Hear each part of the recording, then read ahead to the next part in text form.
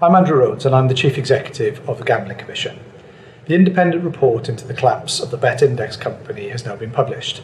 Everyone who's seriously interested in this will have read the report, and there'll be lots of questions. I'm not going to try and address all of those now, but I am going to set out a few things from the perspective of us in the Gambling Commission on the independent report. The independent report has concluded that the Gambling Commission did take lots of steps in relation to Football Index to try and bring the product into compliance and to try and protect consumers. But the report also concluded that ultimately we took too long in taking the steps that we did. We took too long in reaching our final decision, and that's something that we agree with. Our focus was on protecting consumers and trying to bring Football Index into compliance, but we should have drawn a line under those efforts at an earlier point. One of the questions that we've been asked quite a lot is, why did we license Football Index? As the report says, we did not license Football Index to sell bets between users or between the company and users. The product that we licensed was one where customers could place a bet on the future of a given football player and be paid dividends based on the performance of that football player. Now, those dividends might reach the value of the original bet or they may not, but that was the product which we licensed. We did not license a product for the sale of bets, known as shares, between users. Once it became clear that Football Index was not operating according to its original license, the Gambling Commission had some very difficult choices. The product was very large, and the suspension of the license or revoking it would have had huge repercussions for the company.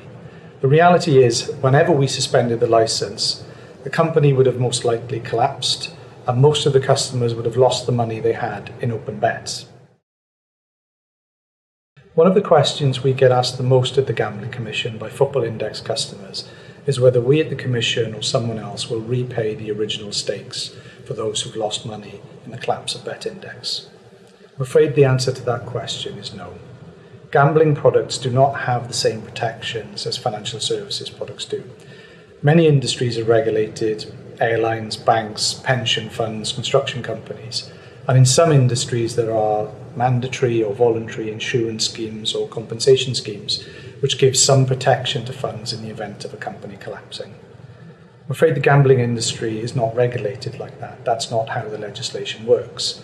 It's regulated as a leisure activity, and that is one of the reasons why we always say nobody should bet more than they can afford to lose. Not because the company might collapse, but because gambling is inherently risky.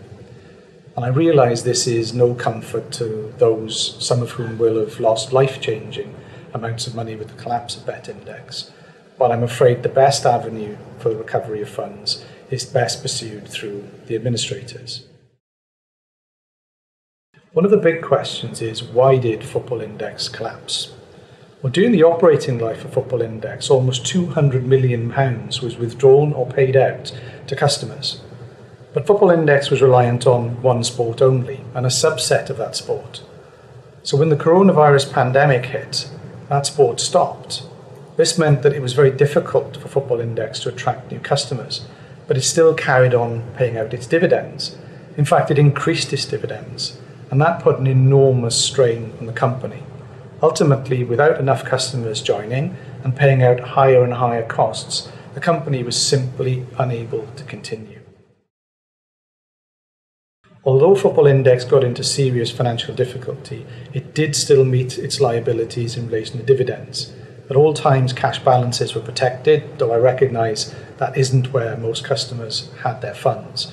But it also continued to pay dividends right up into the day it went into administration, which is what it was required to do. I'm not looking to defend Football Index or some of their practices. As a regulator, we had serious concerns about Football Index, and we took action in relation to those concerns. But in relation to the protection of customer funds, Football Index needed to do two things. Protect cash balances in accounts, which I recognise doesn't cover a lot of the money that had been staked with Football Index, and also to make sure the dividends were always paid. And right up to the point when they went into administration, they did do both of those things.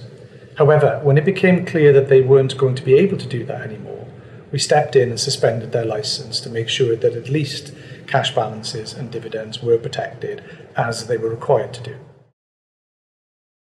There are a range of things we're already doing differently in the Gambling Commission as a result of what happened to Football Index.